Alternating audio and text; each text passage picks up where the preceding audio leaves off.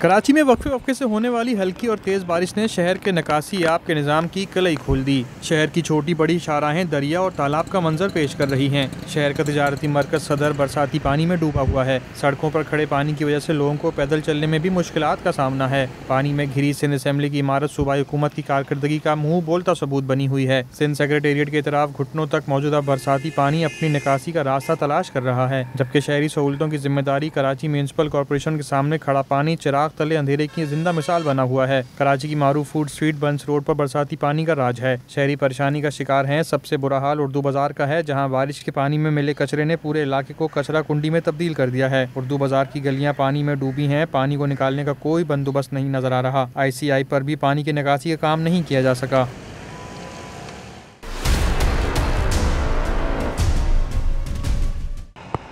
कराची में वक्फे वक्फे से होने वाली हल्की और तेज़ बारिश ने शहर के निकासी आब के निज़ाम की कलई खोल दी। शहर की छोटी बड़ी शाहराहें दरिया और तालाब का मंजर पेश कर रही हैं। शहर का तिजारती मरकज सदर बरसाती पानी में डूबा हुआ है। सड़कों पर खड़े पानी की वजह से लोगों को पैदल चलने में भी मुश्किलात का सामना है। पानी में घिरी सिंध असेंबली की इमारत सूबाई हुकूमत की कारकर्दगी का मुंह बोलता सबूत बनी हुई है। सिंध सेक्रेटेरिएट के तरफ घुटनों तक मौजूदा बरसाती पानी अपनी निकासी का रास्ता तलाश कर रहा है, जबकि शहरी सहूलतों की जिम्मेदारी कराची म्यूनसिपल कॉरपोरेशन के सामने खड़ा पानी चिराग तले अंधेरे की जिंदा मिसाल बना हुआ है। कराची की मारूफ फूड स्ट्रीट बंस रोड पर बरसाती पानी का राज है। शहरी परेशानी का शिकार हैं। सबसे बुरा हाल उर्दू बाजार का है, जहां बारिश के पानी में मिले कचरे ने पूरे इलाके को कचरा कुंडी में तब्दील कर दिया है। उर्दू बाजार की गलियां पानी में डूबी हैं। पानी को निकालने का कोई बंदोबस्त नहीं नजर आ रहा। ICI पर भी पानी की निकासी का काम नहीं किया जा सका।